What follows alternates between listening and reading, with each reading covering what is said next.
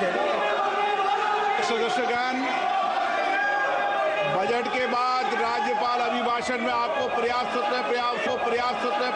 दूंगा। मेरा आपसे निवेदन है, नहीं माननीय अखिलेश जी, आपने संसद की मर्यादा को आप बना के रखे हैं। कभी बजट भाषण के अंदर इस तरीके का नहीं हुआ, ये उचित नहीं है, ये उचित नहीं है। अखिलेश जी प्लीज, मैं आपको मौका दूंगा राज्यपाल अभिभाषण पे, प्लीज। नो, ये तरीका ठीक नहीं है। नो,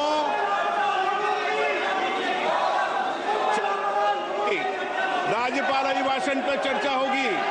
नो तरीका। Honorable Speaker, I present the budget for 25-26. This budget continues our government's efforts to A. Accelerate growth, B. Secure inclusive development, C. Invigorate private sector investments, D. Uplift household sentiments, and E. Enhance spending power of India's rising middle class. Together, we embark on a journey to unlock our nation's tremendous potential for greater prosperity and global positioning under the leadership of Honorable Prime Minister Narendra Modi. As we complete the first quarter of the 21st century, continuing geopolitical headwinds suggest lower global economic growth over the medium term. However, our aspiration for a Vikasit Bharat inspires us, and the transformative work we have done during our government's first 2 terms guides us to march forward resolutely. Our economy is the fastest growing among all major economies. Our development track record for the past 10 years and structural reforms have drawn global attention. Confidence in India's capability and potential has only grown in this period. Great Telugu poet and playwright Gurujada Apparao had said, "Deshamante matti kadoy, deshamante manushuloy," meaning a country is not just its soil, a country is its people. In line with this, for us, Vikasit Bharat encompasses zero poverty, 100% quality good school education, access to high quality, affordable and comprehensive health care, 100% skilled labor with meaningful employment, 70% women in economic activities, and farmers making our country the food basket of the world. In this budget, the proposed development measures span 10 broad areas, focusing on Garib, youth, Annadata, and Nari, spurring agricultural growth and productivity, building rural prosperity and resilience, taking everyone together on an inclusive growth path, boosting manufacturing and furthering Make in India, supporting MSMEs, enabling employment-led development, investing in people, economy, and innovation, securing energy supplies, promoting exports, and nurturing innovation. For this journey of development, our 4 powerful engines are agriculture, MSME, investments, and exports. The fuel, our reforms, our guiding spirit, inclusivity, and the destination, Vikasit Bharat. This budget aims to initiate transformative reforms across 6 domains. During the first 5 years, these will augment our growth potential and global competitiveness. The domains are taxation, power sector, urban development, mining, financial sector, and regulatory reforms. Agriculture as the first engine. Now I move to specific proposals, beginning with agriculture as the first engine.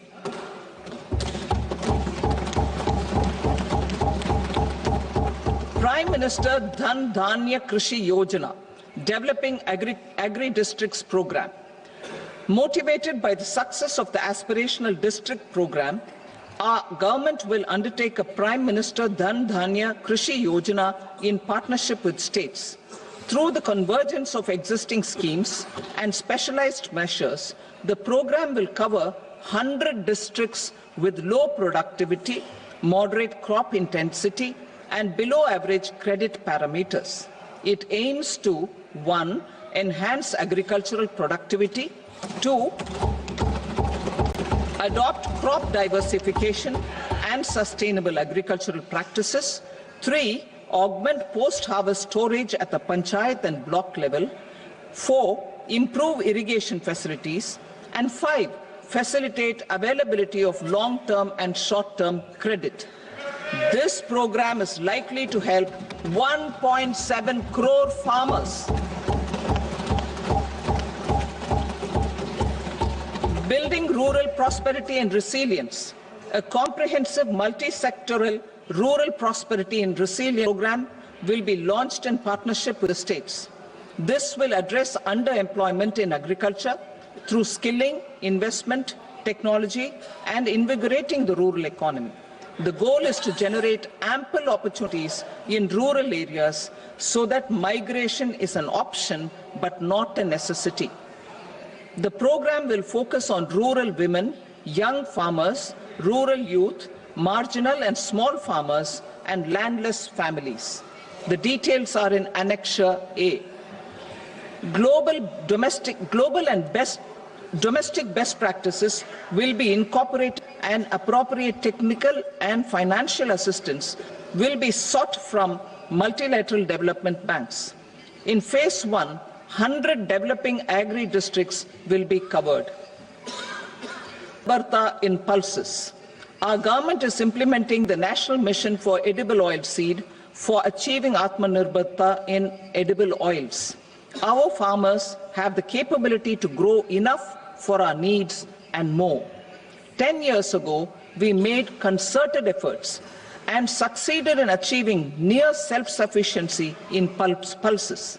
Farmers responded to the need by increasing the cultivated area by 50%, and government arranged for procurement and remunerative prices. Since then, with rising incomes and better affordability, our consumption of pulses has increased significantly.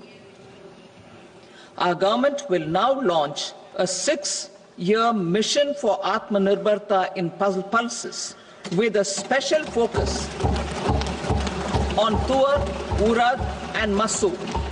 Details are in Annexure B. Central agencies such as NAFED and NCCF will be ready to procure these 3 pulses as much as offered during the next 4 years from farmers who register with these agencies and enter into agreements. Program for vegetables and fruits.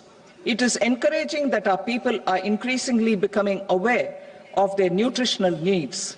It is a sign of a society becoming healthier. With rising income levels, the consumption of vegetables, fruits, and Shri Anna is increasing significantly. A comprehensive program to promote production, efficient supplies, processing, and remunerative prices for farmers will be launched in partnership with the states. Appropriate institutional mechanisms for implementation and participation of farmer producer organizations and cooperatives will be set up. Makhana Board in Bihar. For this, there is a special opportunity for the people of Bihar. A Makhana Board will be established in the state to improve production, processing, value addition, and marketing of makhana. The people engaged in these activities will be organized into FPOs. The board will provide hand-holding and training support to makhana farmers and will also work to ensure they receive the benefits of all relevant government schemes. A national mission on high-yielding seeds will be launched, aimed at 1. strengthening research ecosystem. 2. Targeted development and propagation of seeds with high yield, pest resistance, and climate resilience. And 3. Commercial availability of more than 100 seed varieties released since July 2024. India ranks second largest globally in fish production and aquaculture. Seafood exports are valued at 60,000 crore rupees. To unlock the untapped potential of the marine sector, our government will bring in an enabling framework for sustainable harnessing of fisheries from Indian exclusive economic zone and high seas, with a focus on the Andaman and Nicobar and Lakshadweep islands.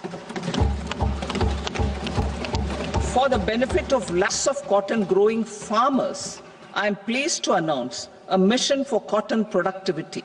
This 5-year mission will facilitate significant improvements in productivity and sustainability of cotton farming and promote extra long staple cotton varieties. The best of science and technology support will be provided to farmers. Aligned with our integrated 5F vision for the textile sector, this will help in increasing incomes of the farmers and ensure a steady supply of quality cotton for rejuvenating India's traditional textile sector.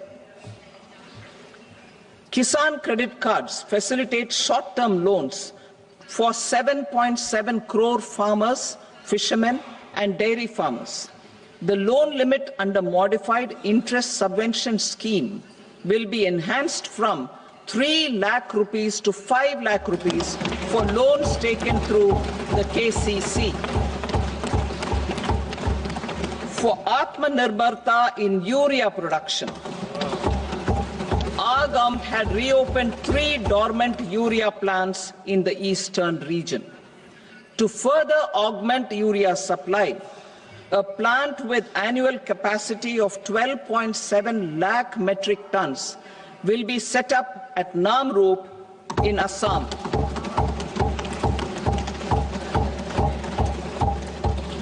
India Post, with 1.5 lakh rural post offices, complemented by the India Post Payment Bank and a vast network of 4 lakh Dak Sevaks, will be repositioned to act as a catalyst for the rural economy. Details are at Annexure C. India Post will also be transformed as a large public logistics organization. This will meet the rising needs of Vishwakarma, new entrepreneurs, women, self-help groups, MSMEs, and the large business organizations. Our government will provide support to NCDC engine, which encompasses manufacturing and services with a focus on MSMEs numbering 5.7 crores. Currently, over 1 crore registered MSMEs, employing 7.5 crore people and generating 6% of our manufacturing, have come together to position India as a global manufacturing hub. With their quality products, these MSMEs are responsible for 45% of our exports. To help them achieve higher efficiencies of scale, technological upgradation, and better access to capital, the investment and turnover limits for classification of all MSMEs will be enhanced to 2.5 and 2 times respectively. This will give them the confidence to grow and generate employment for our youth. The details are given in Annexure D. To improve access to credit, the credit guarantee cover will be enhanced. First, for micro and small enterprises from 5 crore to 10 crore rupees, leading to additional credit of 1.5 lakh crores in the next 5 years. Second, for startups from 10 crore rupees to 20 crore rupees, with the guarantee fee being moderated to 1%, for loans in 27 focus sectors which are important for Atmanirbhar Bharat. And for well-run exporter MSMEs, for term loans up to 20 crore rupees. Also for the micro enterprises, we will introduce customized credit cards with a 5 lakh rupee limit for micro enterprises registered on Udyam portal. In the first year, 10 lakh such cards will be issued. Fund of funds for startups. The alternate investment fund, AIFs, for startups have received commitments of more than 91,000 crores rupees. These are supported by the fund of funds set up with the Government of India's contribution of 10,000 crore rupees. Now, a new fund of funds with expanded scope and a fresh contribution of another 10,000 crore rupees will be set up. A new scheme will be launched for 5 lakh women, scheduled castes and scheduled tribes, first-time entrepreneurs. This will provide term loans up to 2 crore rupees during the next 5 years. The scheme will incorporate lessons from the successful Stand Up India scheme. Online capacity building for entrepreneurship and managerial skills will also be organized. Measures for labor-intensive sectors. To promote employment and entrepreneurship opportunities in labor-intensive sectors, our government will undertake specific policy and facilitation measures. To enhance the productivity, quality and competitiveness of India's footwear and leather sector, a focused product scheme will be implemented. The scheme will support design capacity, component manufacturing and machinery required for production of non-leather quality footwear, besides the support for leather footwear and products. The scheme is expected to facilitate employment for 22 lakh persons, generate over 4 lakh crore rupees and exports of over 1.1 lakh crore rupees. Measures for the toys sector.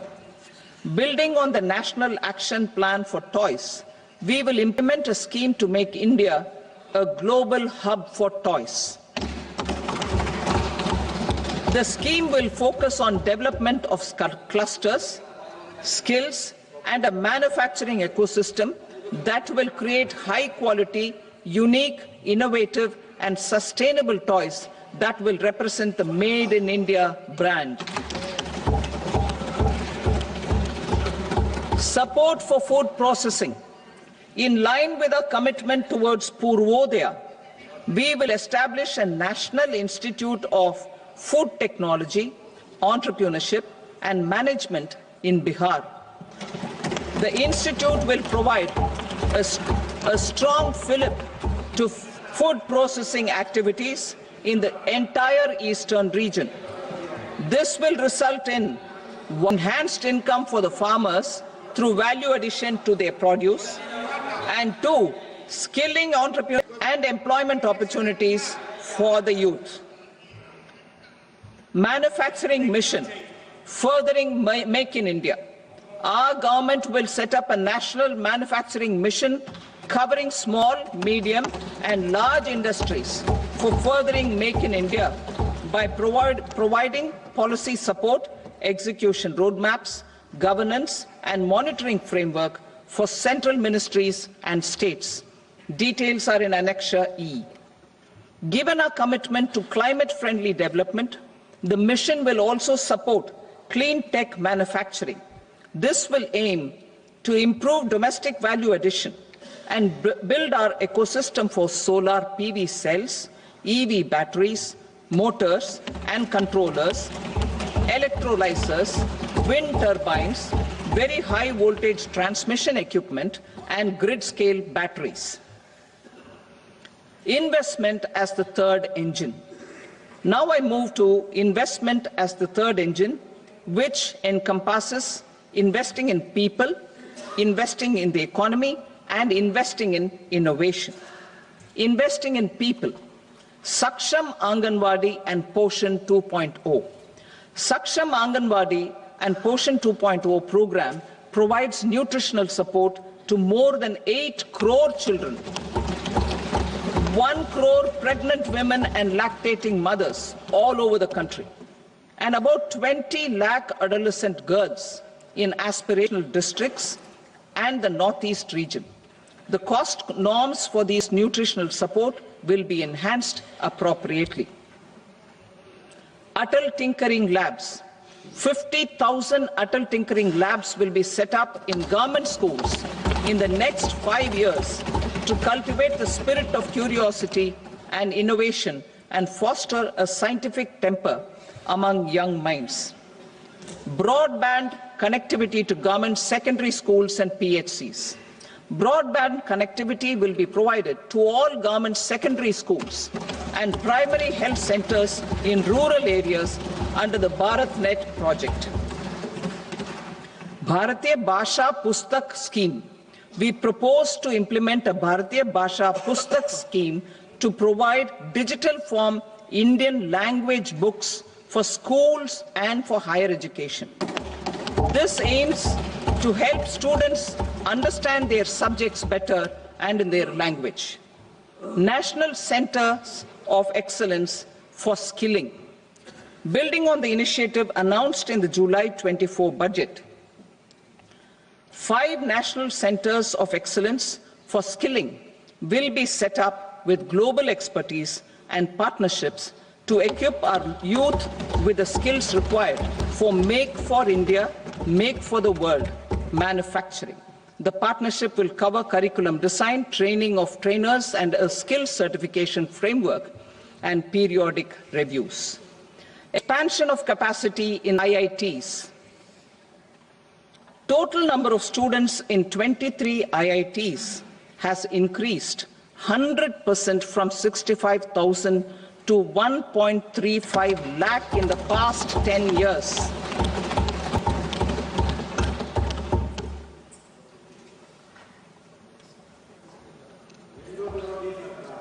Additional infrastructure will be created in the 5 IITs started after 2014 to facilitate education for 6,500 more students. Hostel and other infrastructure capacity at IIT Patna will also be expanded.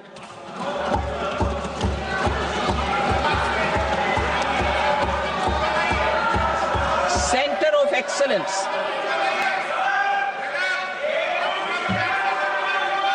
Center of Excellence in AI for Education. I had announced 3 centers of excellence in artificial intelligence for agriculture, health, and sustainable cities in 2023. Now a center of excellence in artificial intelligence for education will be set up with a total outlay of 500 crores. Expansion of medical education. Our government has added almost 1.1 lakh graduate and postgraduate medical education seats in 10 years, an increase of 130%. In the next year, 10,000 additional seats will be added in medical colleges and hospitals towards the goal of adding 75,000 seats in the next 5 years. Daycare cancer centers in all district hospitals. Our government will facilitate setting up of daycare cancer centers in all district hospitals in the next 3 years. 200 centers will be established in 25-26 itself. Strengthening urban livelihoods. Our government has been giving priority to assisting urban poor and vulnerable groups. A scheme for socio-economic upliftment of urban workers will be implemented to help them improve their incomes, have sustainable livelihoods, and a better quality of life. PM Swanidhi scheme has benefited more than 68 lakh street vendors, giving them respite from high-interest informal sector loans. Building on this success, the scheme will be revamped with enhanced loans from banks, UPI-linked credit cards with 30,000 rupees limit, and capacity building support. Social Security Scheme for welfare of online platform workers. Gig workers of online platforms provide great dynamism to the new age services economy. Recognizing their contribution, our government will arrange for their identity cards and registration on the e-Shram portal. They will be provided health care under PM Jan Arogya Yojana. This measure is likely to assist nearly 1 crore gig workers.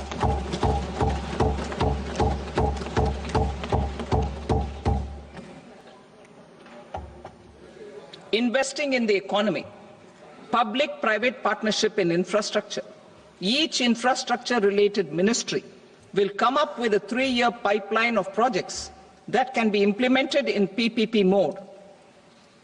States will also be encouraged to do so and can seek support from the India Infrastructure Project Development Fund, which is a scheme to prepare PPP proposals. Support to states for infrastructure. An outlay of 1.5 lakh crore is proposed for the 50-year interest-free loans to states for capital expenditure and incentives for reforms.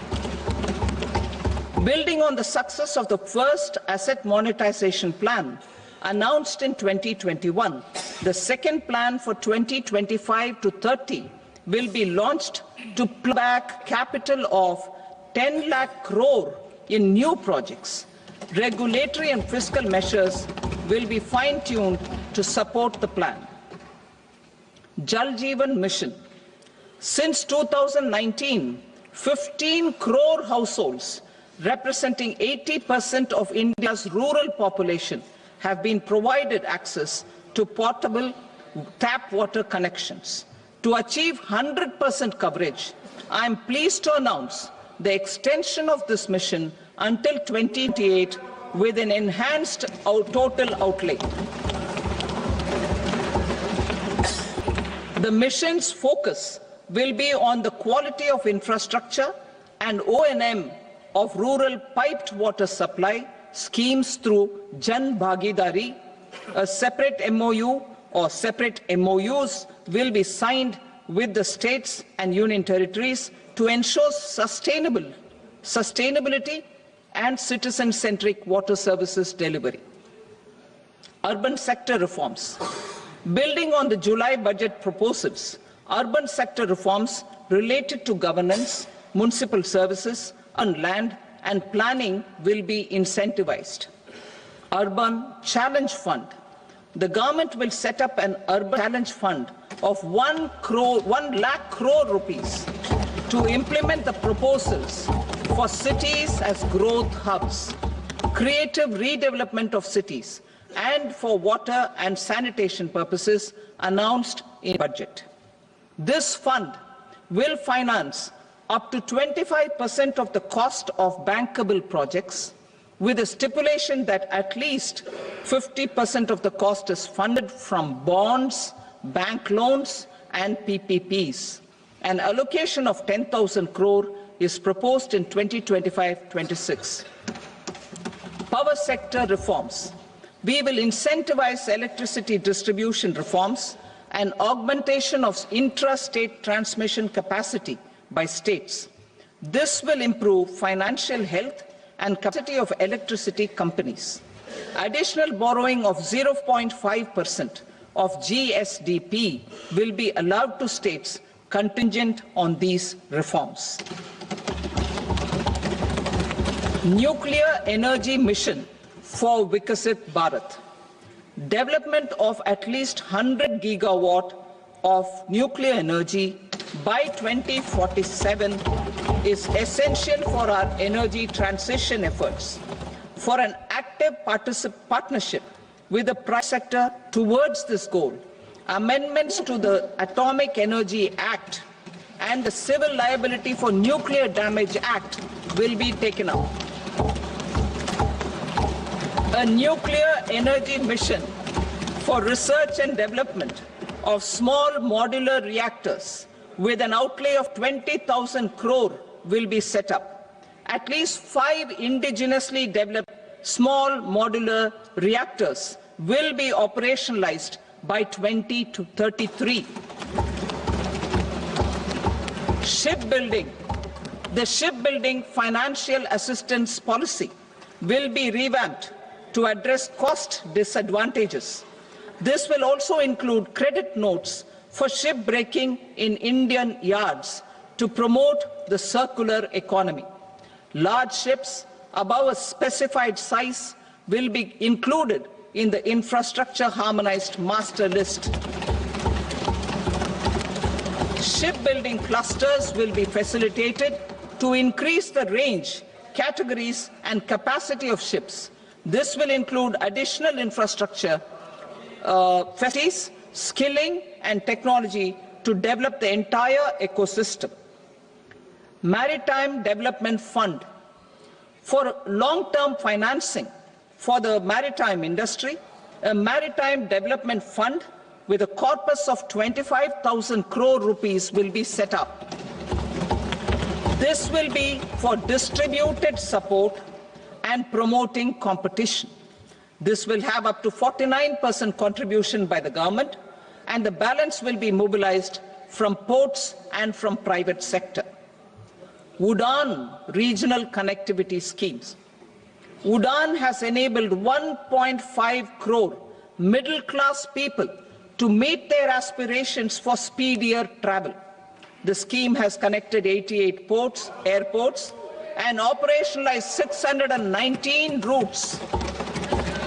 Inspired by that success, a modified UDAN scheme will be launched to enhance regional connectivity to 120 new destinations and carry 4 crore passengers in the next 10 years. 4 crore additional passengers in the next 10 years. The scheme will also support helipads and smaller airports in hilly, aspirational and northeast regional districts. Greenfield airports will be facilitated in Bihar to meet the future needs of the state. These will be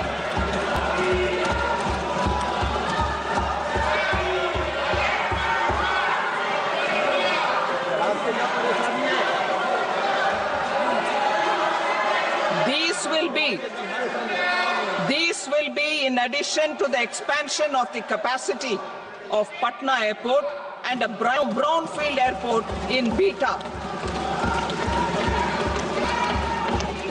Western Kosi Canal project in Mithilanchal. Financial support will be provided for the Western Kosi Canal project, benefiting a large number of farmers cultivating over 50,000 hectares of land in the Mithilanchal region of Bihar. Mining sector reforms. Mining sector reforms, including those for minor minerals, will be encouraged through sharing of best practices and institutions of a state mining index.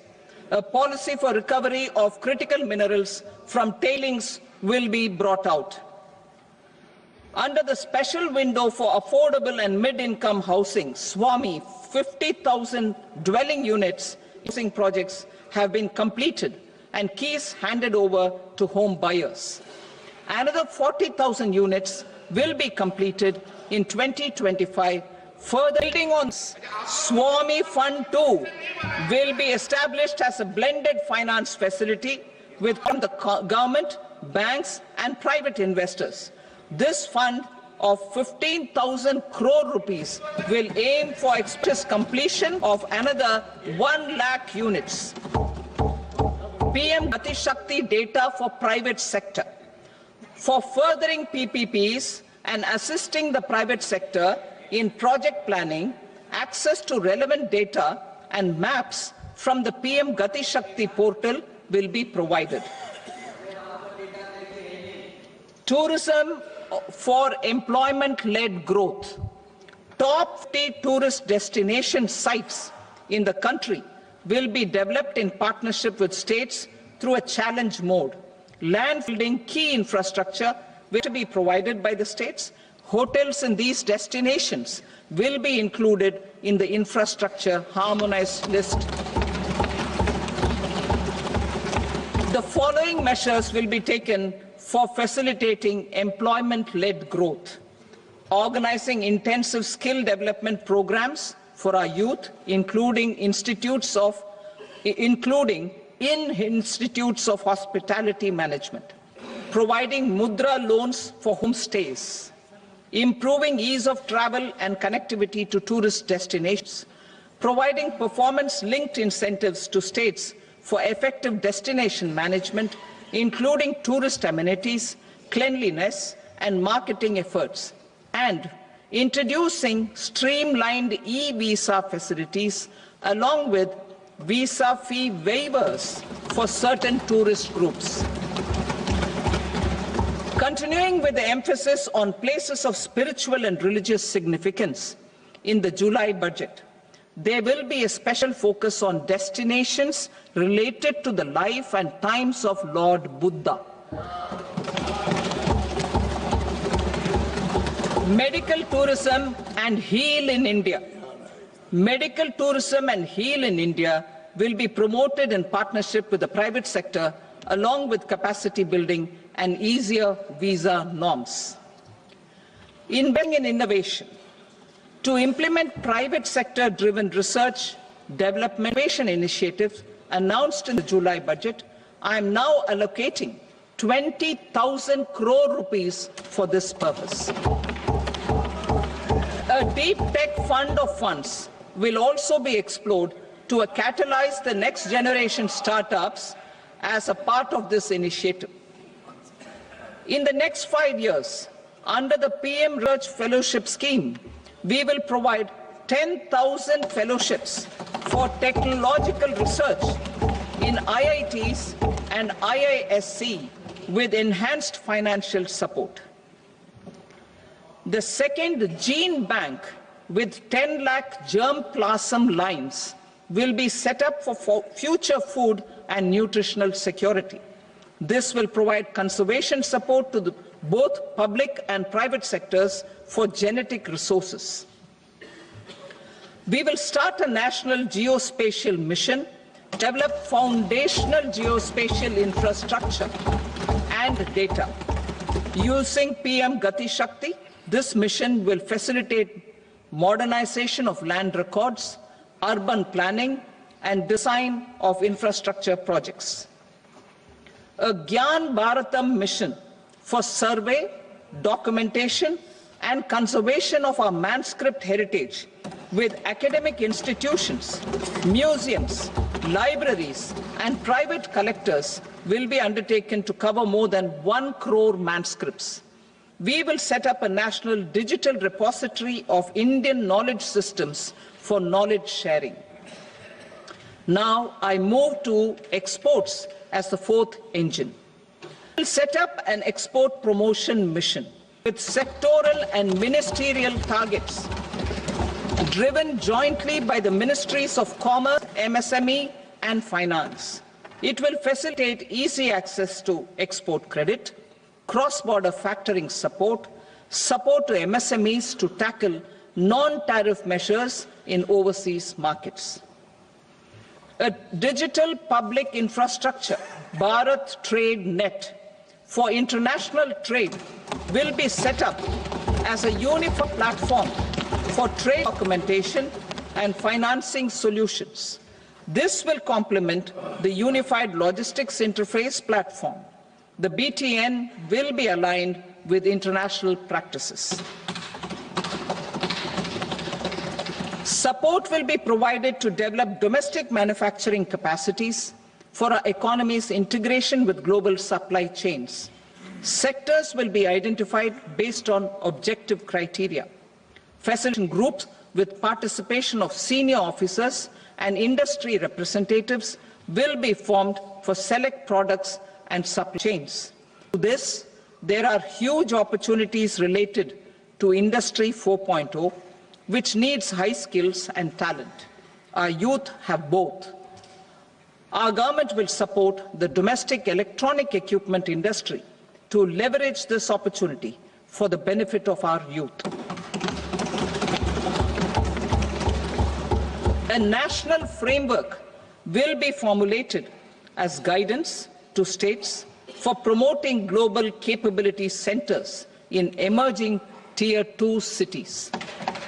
This will suggest measures for enhancing availability of talent and infrastructure, building bylaw reforms, and mechanisms for collaboration with industry. Our government will facilitate upgradation of infrastructure and warehousing for air cargo, including high-value perishable horticultural produce. Cargo screening and customs protocol will be streamlined and made user-friendly. Reforms as the fuel. Over the past 10 years, our government has implemented several reforms for convenience of taxpayers, such as faceless assessment, 2, taxpayer charter, 3, faster returns, 4, almost 99% returns being on self-assessment, and 5, Vivad Se Vishwas scheme.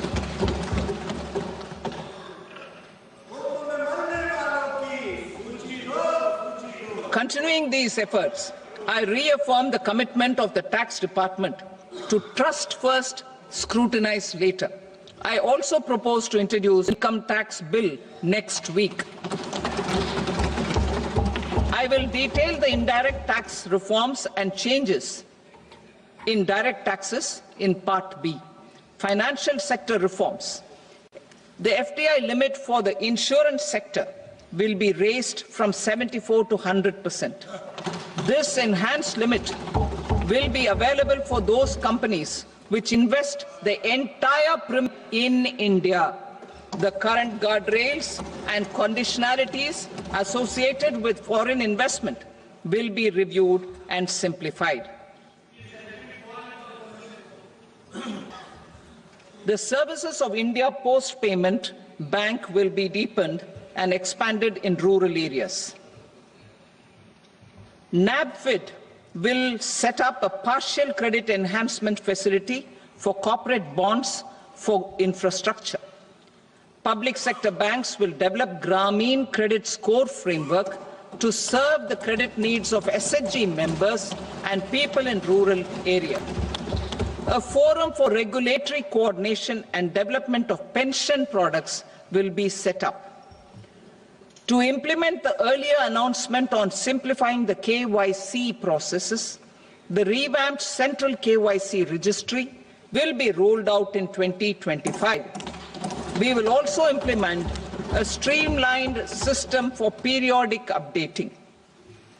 Requirements and procedures for speedy approval of company mergers will be rationalized. The scope for fast-track mergers will also be widened and the process made simpler.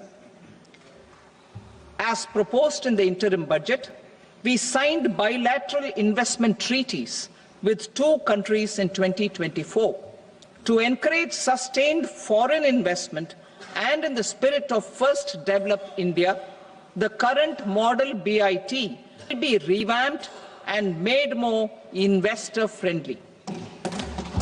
In the last 10 years, in several aspects, including financial and non-financial, our government has demonstrated a strict commitment to ease of doing business. We are determined to ensure that our regulations must keep up with technological innovations and global policy developments. A light-touch regulatory framework based on principles and trust will unleash productivity and employment. Through this framework, we will update regulations that were made under old laws to develop this modern, flexible, people-friendly, and trust-based regulatory framework appropriate for the 21st century, I propose 4 specific measures. A high-level committee for regulatory reforms will be set up for a review of all non-financial sector regulations, certifications, licenses, and permissions. The committee will be expected to make recommendations within a year. The objective is to strengthen trust-based economic governance and take transformational measures to enhance ease of doing business, especially in matters of inspection and compliances. States will be encouraged to join in this endeavor. An investment friendliness index of states will be launched in 2025 to further the spirit of competitive, cooperative federalism. Under the Financial Stability and Development Council, a mechanism will be set up to evaluate impact of the current financial regulations and subsidiary instructions. It will also formulate a framework to enhance their responsiveness and development of the financial sector. In the Jan Vishwas Act 2023, more than 180 legal provisions were decriminalized. Our government will now bring up the Jan Vishwas Bill 2.0 to decriminalize more than 100 provisions in various laws. I now move to fiscal policy. In the July budget, I had committed to staying the course for fiscal consolidation. Our endeavor will be to keep the fiscal deficit each year such that central government debt remains on a declining path as a percentage of the GDP. The roadmap 6 years has been detailed in the FRBM statement. Revised estimates for 2024-25. The revised estimate of the total receipts other than borrowings is 31.47 lakhs, of which the net tax receipts are 25.57 lakh crore rupees. The revised estimate of the total expenditure is 47.16 lakh crore rupees, of which the capital expenditure is about 10.18 lakh crore rupees. The revised estimate of the fiscal deficit is 4.8% of the GDP. Budget estimates for 25-26. Coming to 25-26, the total receipts other than borrowings and total expenditure are estimated at 34.96 lakh crore rupees and 50.65 lakh crore rupees respectively. The net tax receipts are estimated at 28.37 lakh crore rupees. The fiscal deficit is estimated to be 4.4% of GDP. To finance the fiscal deficit, the net market borrowings from dated securities are estimated at 11.54 lakh crore. The balance financing is expected to come from small savings and other sources. The gross market borrowings are estimated at 14.82 lakh crore rupees. I will now move to Part B. Indirect taxes. My proposals relating to customs aim to rationalize tariff structure and address duty inversion. These will also support domestic manufacturing and value addition, promote exports, facilitate trade, and provide relief to common people. Rationalization of customs tariff structure for industrials. As a part of comprehensive review of customs rate structure announced in July 2024 budget, I propose to 1. Remove 7 tariff rates. This is over and above the 7 tariff rates removed in 23-24 budget. After this, there will be only 8 remaining tariff rates, including 0 rate. 2. Apply appropriate cess to broadly maintain effective duty incidence, except on a few items where such incidence will reduce marginally. 3. levy not more than once or surcharge. Therefore, I propose to exempt social welfare surcharge on 82 tariff lines that are subject to a cess. I shall now take up sector-specific proposals. To provide relief to patients, particularly those suffering from cancer, rare diseases, and other severe chronic diseases, I propose to add 36 life-saving drugs and medicines to the list of medicines fully exempted from basic custom duty.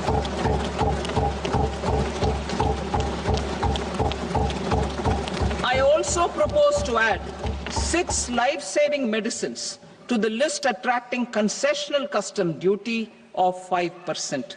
Full exemption and concessional duty will also respectively apply on the bulk drugs for manufacture of the above. Specified drugs and medicines under patient assistance programs run by the pharmaceutical companies are fully exempt from BCD, provided the medicines are supplied free of cost to the patients. I propose to add 37 more medicines along with 13 new patient assistance programs. Support to domestic manufacturing and value addition. Critical minerals. In the July 2024 budget, I had fully exempted BCD 25 critical minerals that are not domestically available. I reduced BCD of 2 other such minerals to provide a major fillip to their processing, especially by MSMEs. Now, I propose to fully exempt cobalt powder and waste, scrap of lithium-ion battery, lead, zinc, and 12 more critical minerals. This will help security for manufacturing in India and promote more jobs for our youth. To promote domestic production of technical textile products such as agro-textiles, medical textiles, and geotextiles at competitive prices, I propose to add 2 more types of shuttle-less looms to the list of fully exempted textile machinery. I also propose to revise the BCD rate on knitted fabrics covered by 9 tariff lines from 10 or 20 to 20% or 115 rupees per kg, whichever is higher. Electronic goods. In line with our Make in India policy and to rectify inverted duty structure, I propose to increase the BCD on interactive flat panel display from 10% to 20% and reduce the BCD to 5% on open cell and other components. In 23-24 budget, for the manufacture of open cells of LCD, LED TVs, I had reduced the BCD on parts of open cells from 5% to 2.5%. To further boost the manufacture of such open cells, the BCD on these parts will now stand exempted. Lithium-ion battery. To the list of exempted capital goods, I propose to add 35 additional capital goods for EV battery manufacturing and 28 additional capital goods for mobile phone battery manufacturing. This will boost domestic manufacture of lithium-ion batteries, both for mobile phones and for electric vehicles. Shipping sector. Considering that shipbuilding has a long gestation period, I propose to continue the exemption of BCD on raw materials, components, consumables, or parts for the manufacture of ships for another 10 years.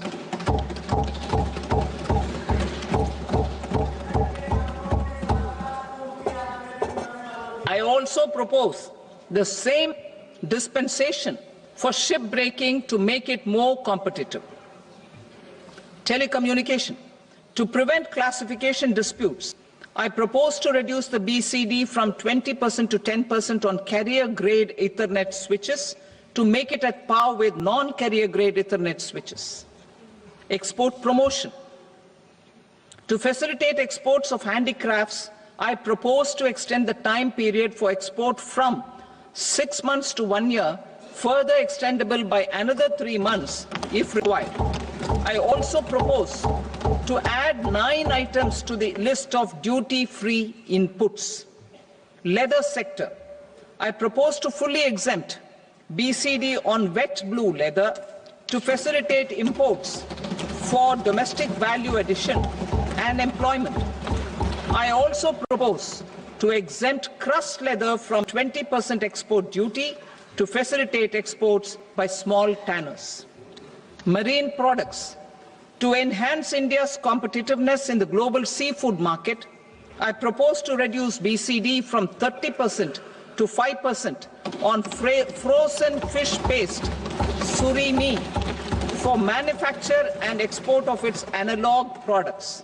I also propose to reduce BCD from 15% to 5% on fish hydrolysates for manufacture of fish and shrimp feed.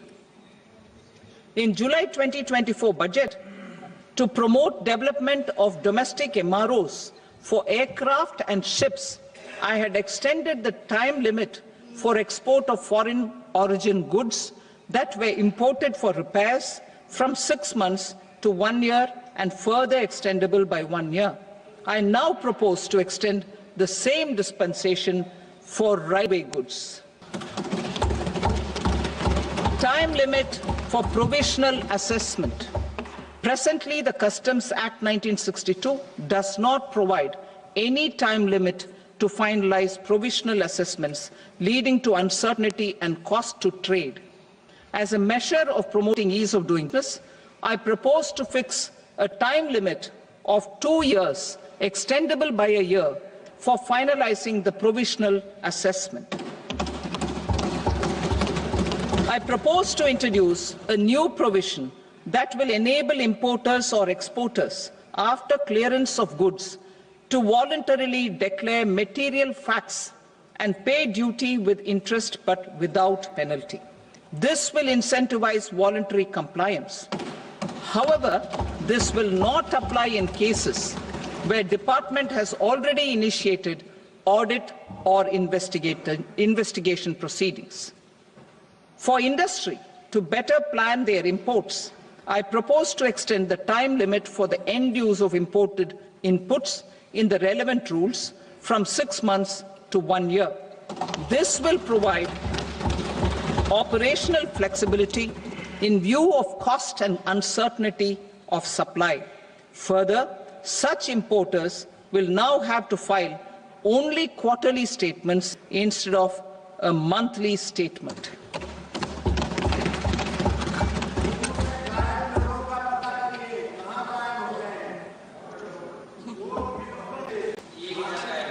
I now come to my direct tax proposals. In Part A, I have briefly underlined taxation reforms as one of key reforms to realize our vision of Vikasit Bharat. In respect of criminal law, our government had earlier ushered in Bharatiya Nyaya Sanhita, replacing Bharatiya Danda Sanhita. I am happy to inform this august House and the country that for new income tax bill will carry forward the same spirit of Nyaya in its drafting as well. The new bill will be clear and direct in text, with close to half of the present law in terms of both chapters and words. It will be simple to understand for taxpayers and tax administrators, leading to tax certainty and reduced litigation. Reforms, however, are not a destination. They are means to achieve good governance for our people and economy. Providing good governance primarily involves being responsive. The Tirukural captures this in verse 542, which reads, "Vaanokki vaazhum ulagallam, mannavan kol nokki vaazhum kudi," meaning, just as the living beings live expecting rains, citizens live expecting good governance. Our government is committed to keeping an ear to the ground and a finger on the pulse and responding while balancing our national building efforts. while balancing our nation-building efforts.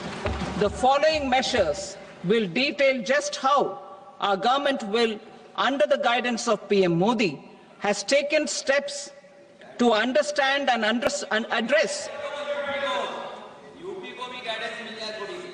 I repeat that sentence, sir. The following measures will detail just how our government, under the guidance of PM Modi, has taken steps to understand and address the needs voiced by our citizens. My tax proposals are guided by this spirit. The objectives of my proposals are as follows. Personal income tax reforms with special focus on middle class. Rationalization of TDS and TCS for easing difficulties. Encouraging voluntary compliance. Reducing compliance burden. Ease of doing business, employment and investment. I will come to my proposal on personal income tax towards the end. TDS and TCS, rationalization for easing difficulties. I propose to rationalize tax deduction at source, TDS, by reducing the number of rates and thresholds above which TDS is deducted. Further, threshold amounts for tax deduction will be increased for better clarity and uniformity. The limit for tax deduction interest for senior citizens is being doubled from the present 50,000 rupees to 1 lakh rupees. Similarly, the annual limit of 2.40 lakh rupees for TDS on rent is being increased to 6 lakh rupees. This will reduce the number of transactions to TDS, thus benefiting small taxpayers receiving small payments. The threshold to collect tax at source, the TCS, on remittances under RBI's liberalized remittance scheme, the LRS, is proposed to be increased from 7 lakh to 10 lakhs. I also propose to remove TCS remittances for education purposes, where such remittances is out of a loan taken from a specified financial institution. Both TDS and TCS are being applied on any transaction related to sale of goods. To prevent such compliance difficulties, I propose to omit the TCS. I also propose that the provisions of the higher TDS deduction will now apply only in non-PAN cases. In July 2024, the delay for payment of TDS up to the due date of filing statement was decriminalized. I propose to provide the same relaxation to TCS provisions as well. The government under the leadership of Prime Minister Modi believes in Sabka Saath, Sabka Vikas, Sabka Vishwas and Sabka Prayas.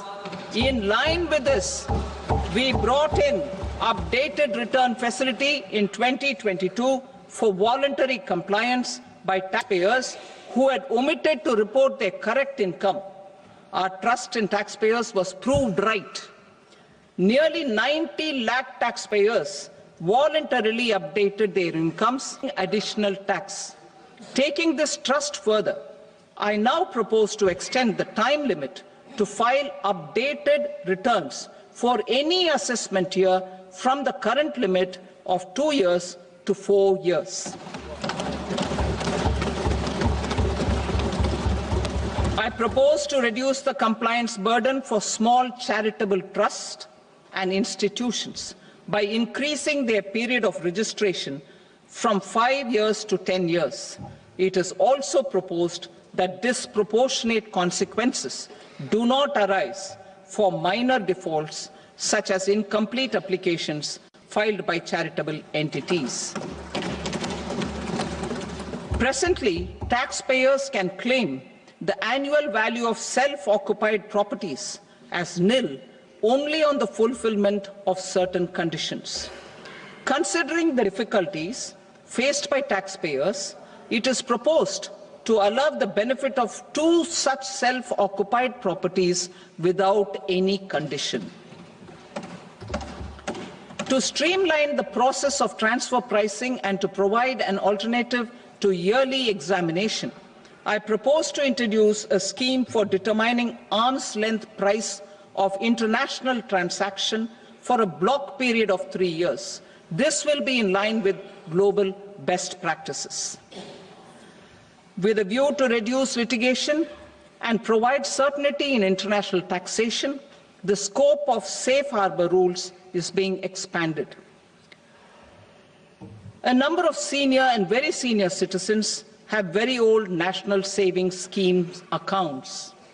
As interest is no longer payable on such accounts, I propose to exempt withdrawals made from NSS by individuals on or after 29th August 2024. I am also proposing to allow similar treatment to NPS Vatsalya accounts as is available to normal NPS accounts subject to overall limits. In my speech in July 2024, I had promised that all processes, including giving effect to appellate orders, shall be digitalized and made paperless over the next 2 years. So I'm happy to announce that digitalization is being made operational now. In July 2024, we brought in the Vivad Se Vishwas scheme to resolve income disputes pending in appeal. The scheme has received a great response, with nearly 33,000 taxpayers having availed of the scheme to settle their dispute. I have a few proposals to promote investment and employment. It is proposed to provide a presumptive taxation regime for non-residents who provide services to a resident company that is establishing or operating an electronics manufacturing facility. I further propose to introduce a safe harbor for tax certainty for non-residents who store components for supply to specified electronics manufacturing units. Presently, the tonnage tax scheme is available only to sea-going ships.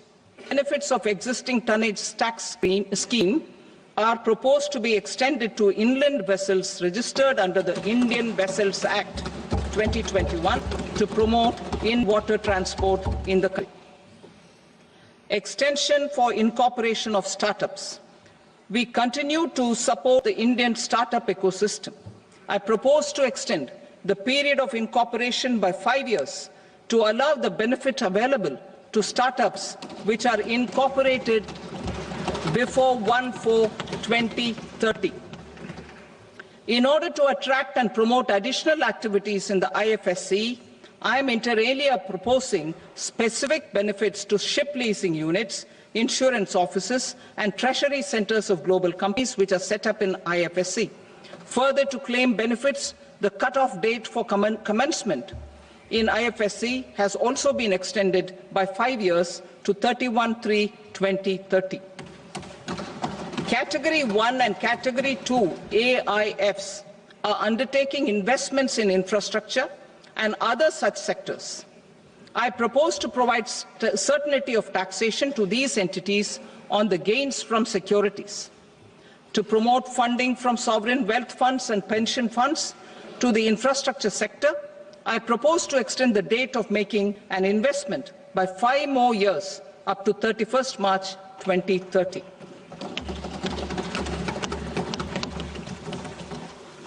Personal income tax reforms with special focus on middle class. Democracy, demography, and demand are the key support pillars in our journey towards Vikasit Bharat. The middle class provides strength for India's growth. This government, under the leadership of Prime Minister Modi, has always believed in the admirable energy and ability of the middle class in nation building. In recognition of their contribution,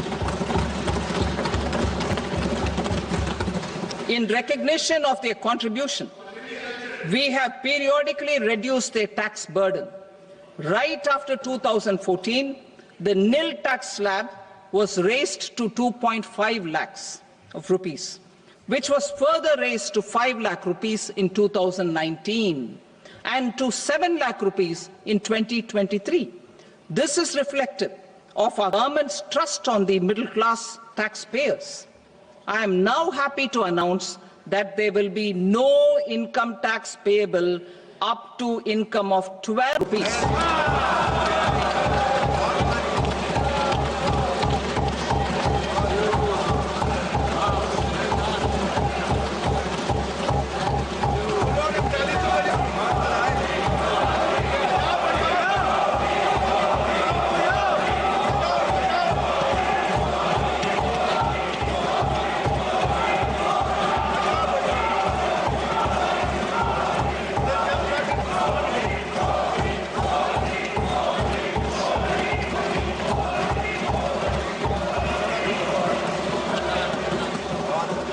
So, average income of 1 lakh per month other than the special rate income such as capital gains under the new regime.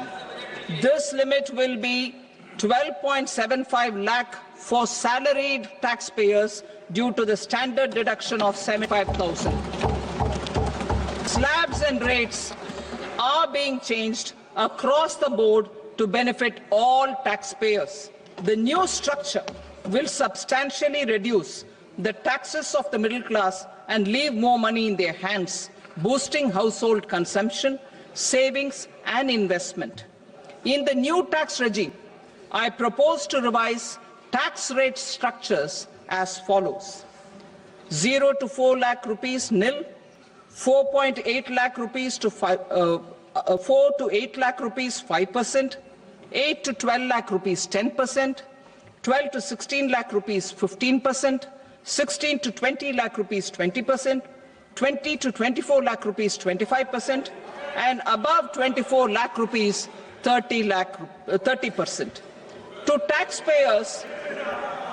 taxpayers up to 12 lakh of normal income other than special rate income such as capital gains. I read that again. To taxpayers up to 12 lakh of income other than special rate income such as capital gains, tax rebate is being provided in addition to the benefit due to slab rate reduction in such a manner that there is no tax payable by them. The total tax benefit of slab changes and rebate at different income levels can be illustrated with a few examples. A taxpayer in the new regime with an income of 12 lakh rupees will get a benefit of 80,000 rupees in tax, which is 100% of tax payable as per the existing rates. A person having income of 18 lakh rupees will get a benefit of 70,000 rupees in tax, that is 30% of tax payable as per existing rates. A person with an income of 25 lakh gets a benefit of 1,10,000 rupees, that is 25% of his tax payable as per existing rates. Details of my tax proposals are given in the annexure. As a result of these proposals, Honorable Speaker, sir, revenue of about 1 lakh crore in direct taxes and 2,600 crores in indirect taxes will be foregone. Mr. Speaker, sir, with this, I commend the budget to this august House. Mr. Speaker, sir, with this, I commend the budget to this august House.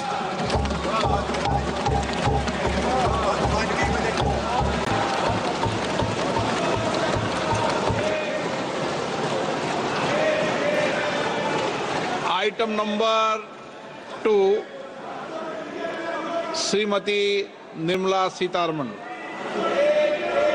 Sir, with your permission, I rise to lay on the table the following statements under Section 3(1) of the Fiscal Responsibility and Budget Management Act 2003, Medium-Term Fiscal Policy cum Fiscal Policy Strategy Statement and Economic Framework Statement. Item number 3, Srimati Nirmala Sitharaman. Sir, with your permission, I rise to move for leave to introduce the Finance Bill 2025. प्रश्न ये है कि विधेयक को पुनर्स्थापित करने की अनुमति प्रदान की जाए।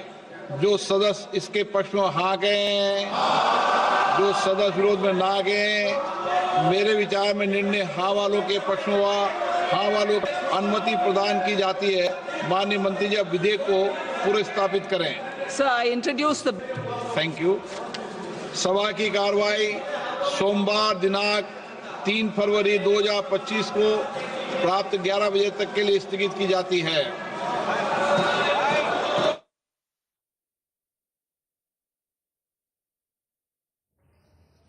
That was the presentation of the much-awaited union budget, full budget for the Modi government 3.0 by Finance Minister Nirmala Sitharaman. Host of errors have been made for the vision of developed India by 2047, but the best of it she perhaps had kept for the last. But no income tax for personal income tax group. There's going to be no income tax for earning up to rupees 12 lakh. This is as per the new tax regime. So it's going to be the highlight, much talked about, much expected rebate and relaxation in taxation that people were looking for. Finance Minister indeed has given it to them in this budget. Sakal? Especially అక్షధారణాదేవ రుద్రో భవత్య సంశయః అని శివపురాణం చెబుతున్నది. వ్యక్తిత్వ వికాసాలు, మానవత్వ వికాసానికి పనికొచ్చేటువంటి అంశాలు కూడా